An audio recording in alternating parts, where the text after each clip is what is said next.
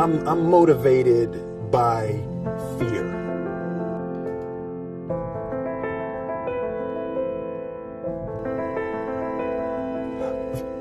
Fear of fear.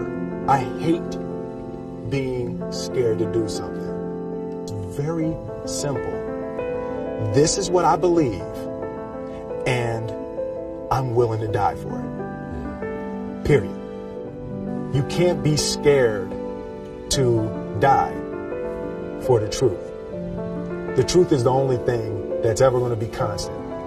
And you can't fear what might happen to you if you were to tell the truth. Because what happens to you if you don't tell the truth is worse than telling the truth will ever be.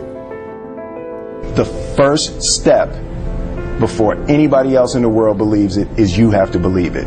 There's no reason to have a plan B because it distracts from plan A.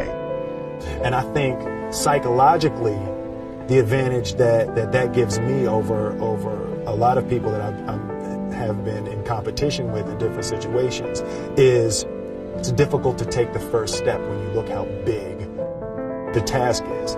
The task is never huge to me. It's always one brick. I believe, and I learned very young, that you don't try to build a wall.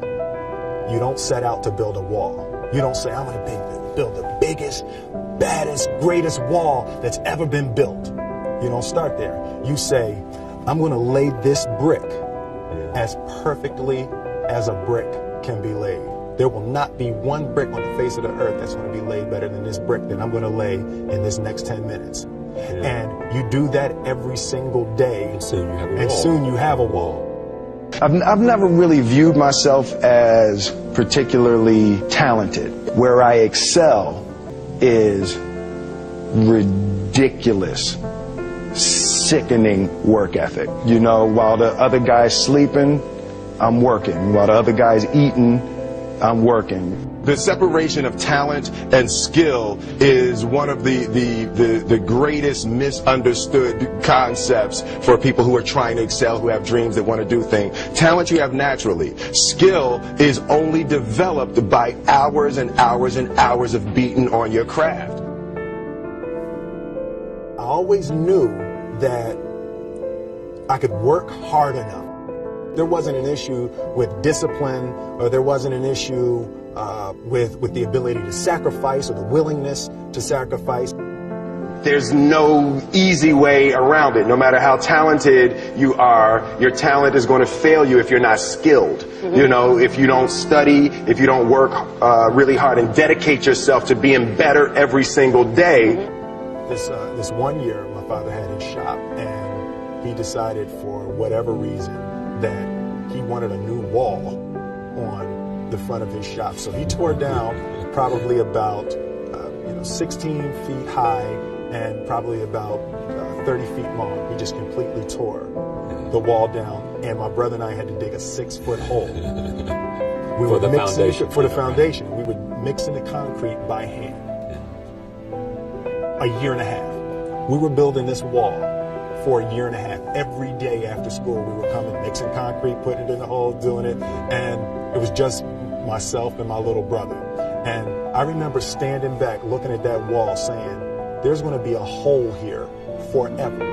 A year and a half later, we laid the final brick.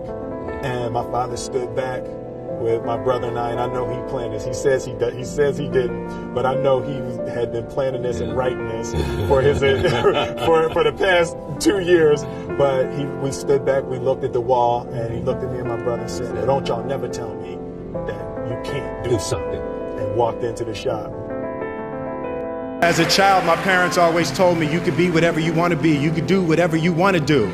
And you know, that office, that position, the highest office on the face of the earth, it was something I heard my parents saying it, but I didn't totally believe it. Yet I went out in the world and I carried myself and I held my head high and I stood there and I looked people in their eyes and I talked to people as if I was deserving of everything that this planet has to offer. I really want to say to children out there and to people who are watching, Confucius said one time, he who says he can and he who says he can't are both usually right.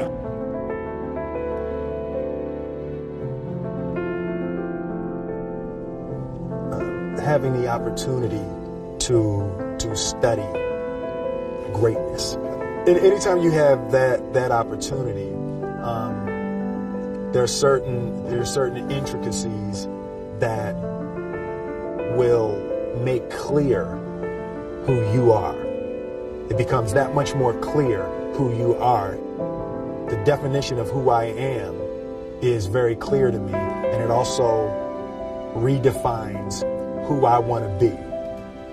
In that I know for a fact that I'm stronger than I thought I was. You know, you can't help but ask yourself the question, what would I do if I was in Muhammad Ali's shoes? I'm not the best at anything.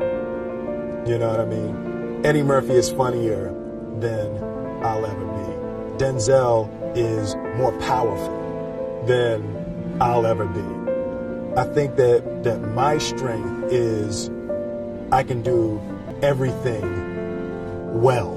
You know, I can do a little bit of everything, and that's what I concentrate on to be my strength. I'll never be able to compete with Denzel. I enjoy connecting with people and ideas, and you know, I have a mission statement. So every year for probably the past 10 years, I've worked out a mission statement for myself.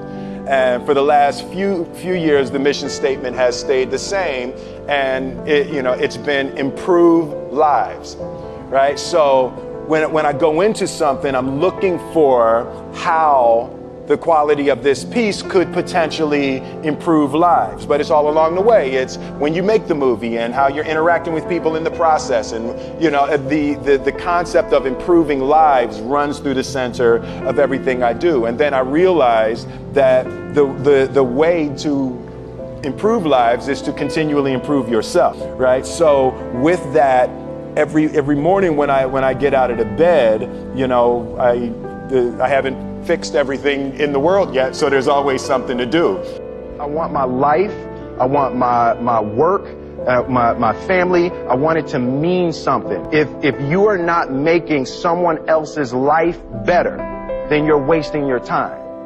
You know, like your life will become better by making other lives better. A few months ago, I said that I believe that if I chose to, I could be the president of the United States. And I think as I've had a chance to intellectualize why I said that.